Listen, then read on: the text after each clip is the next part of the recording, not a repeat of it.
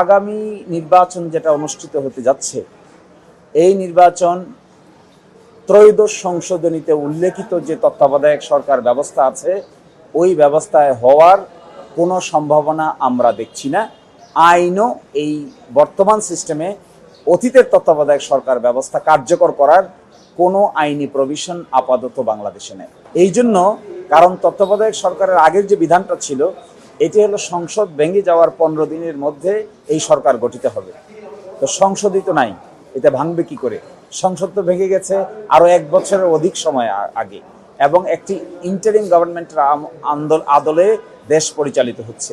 ফলে এখানকার নির্বাচন, এই ইন্টারিম গভর্নমেন্টের তো ম্যান্ডেট আছে নির্বাচন করার, সুতরাং এখানে কেয়ারটেকার গভর্নমেন্ট আগের ফরম্যাটে আসবে, এই আলোচনাটা করাটা আমি মনে করি অযথাই একটা কনস্টিটিউশনাল অনিশ্চয়তার তৈরি করা হবে।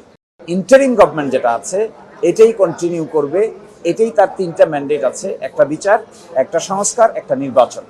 আমরা এটাও বলেছি আদালতকে, এই 3টা সংস্কারের ভিত্তিতেই বর্তমান সরকার তার অরিজিনাল ফর্মে কন্টিনিউ করবে। নতুন পার্লামেন্ট হবে, নতুন পার্লামেন্টের সিদ্ধান্তে যদি আগের কেয়ারটেকার গভর্নমেন্ট আগের মতোই থেকে যায়, অথবা নতুন করে জুলাই চার্টারে উল্লেখিত কোনো মেকানিজমকে ইন্ট্রোডিউস করা হয়, সেই সিস্টেমে পরবর্তী থেকে কেয়ারটেকার গভর্নমেন্ট কার্যকর। আমরা চাই তত্ত্বাবধায়ক সরকার ব্যবস্থা ফিরে আসুক রায়ের মাধ্যমে, কিন্তু এটাকে কেন্দ্র করে সুনির্দিষ্ট কোনো ডাইরেকশন কিংবা অবজারভেশন আমরা আমাদের পক্ষ থেকে চাই না। তাতে একটা বড় ধরনের কেওয়াস বা বড় ধরনের আনসার্টেনিটি বা অনিশ্চয়তার তৈরি হতে পারে।